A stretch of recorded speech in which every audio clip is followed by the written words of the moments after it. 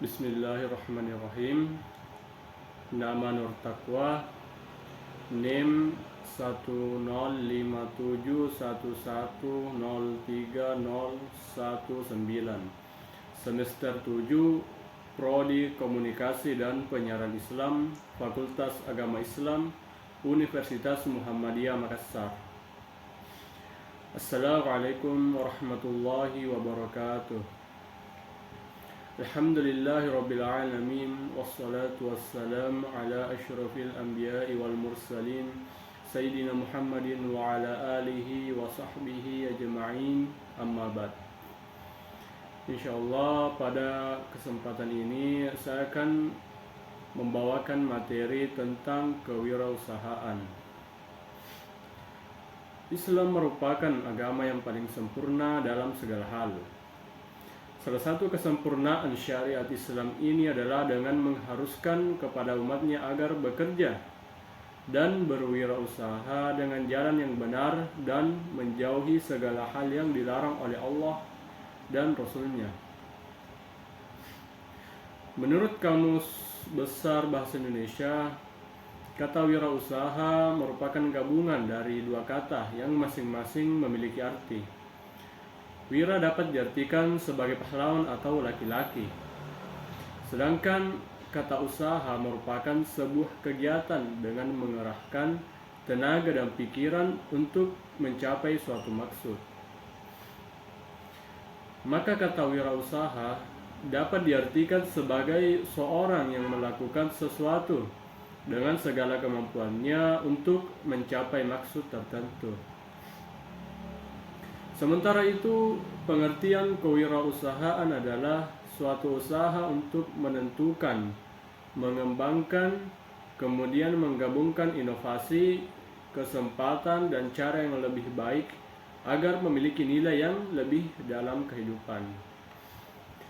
Menurut Norman dan Thomas, kewirausahaan adalah merupakan proses menciptakan sesuatu yang berbeda dengan mengabdikan seluruh waktu dan tenaganya, disertai dengan menanggung resiko keuangan, kejiwaan, sosial, dan menerima balas jasa dalam bentuk uang dan kepuasan pribadinya.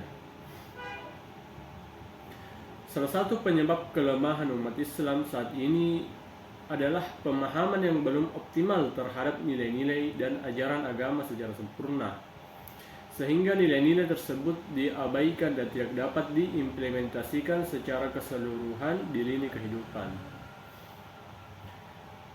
Berdagang merupakan salah satu bentuk wirausaha dan profesi yang sangat mulia dan utama selagi dijalankan dengan jujur dan sesuai dengan aturan serta tidak melanggar batas-batas syariat yang telah ditetapkan Allah dan Rasul-Nya di dalam Al-Quran dan As-Sunnah.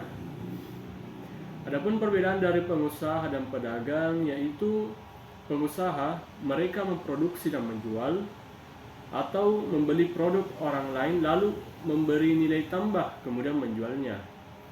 Sedangkan pedagang mereka membeli produk orang lain dengan harga grosir dan menjualnya kembali dengan harga ecer. Di dalam Al-Quran, Allah Subhanahu wa Ta'ala berfirman, A'udzubillahi minasyaitonirrajim, Fa idza qudiyatis sholatu fantashiru fil ardi wabtagu min fadlillah wadhkurullaha katsiran la'allakum tuflihun. Apabila telah ditunaikan salat, maka bertebaranlah kamu di muka bumi dan carilah karunia Allah dan ingatlah Allah banyak-banyak supaya kamu beruntung. Quran Surah Al-Jumu'ah ayat 10.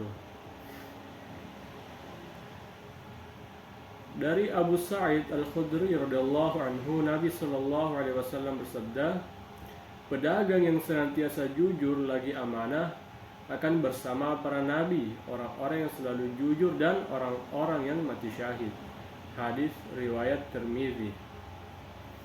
Dalam hadis yang lain disebutkan bahwa dari Mu'adz bin Jabal radhiyallahu anhu, ia berkata, Rasulullah sallallahu alaihi wasallam bersabda, Sesungguhnya sebaik-baik penghasilan ialah penghasilan para pedagang, yang mana apabila berbicara tidak bohong, apabila diberi amanah tidak khianat, apabila berjanji tidak mengingkari, apabila membeli tidak mencela, apabila menjual tidak berlebihan, apabila berhutang tidak menunda-nunda pelunasan, dan apabila menagih hutang tidak memperberat orang yang sedang kesulitan. Diriwayatkan oleh Al-Baihaqi di dalam Syu'abul Iman. Nabi Shallallahu Alaihi Wasallam adalah salah satu wirausahawan yang paling sukses dan seorang entrepreneur sejati. Keteladanan beliau dalam berdagang menjadi contoh para sahabat dalam berwirausaha, bahkan sebagai contoh bagi umatnya. Rasulullah Shallallahu Alaihi Wasallam menumbuhkan jiwa entrepreneur sejak beliau berumur 12 tahun.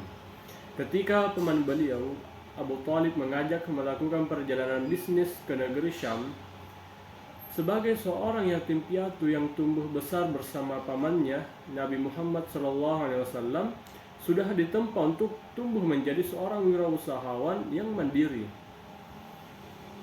Meski ketika umur 17 tahun, Nabi Muhammad SAW telah diserahi wewenang penuh untuk mengurusi seluruh bisnis pamannya. Namun pada usia menginjak 20 tahun adalah masa tersulit dalam perjalanan bisnis Rasulullah SAW. Beliau harus bersaing dengan para pemain senior dalam perdagangan regional. Tetapi Rasulullah menjalankan usahanya dengan mengimplementasikan prinsip manajemen bisnis modern, yaitu kepuasan pelanggan, pelayanan yang unggul, serta kejujuran. Di samping itu, Rasulullah juga memiliki sebuah branding yang tercermin dari sikapnya yang baik, sehingga Rasulullah mendapatkan gelar Al-Amin dari masyarakat Arab pada waktu itu. Hal ini menguntungkannya dalam melaksanakan proses kewirausahaannya dengan para pelanggannya. Rasulullah juga senantiasa mengedepankan sikap jujur, ikhlas, dan profesional dalam berdagang. Ia tidak pernah membohongi pelanggannya dan ikhlas menjalankan usahanya.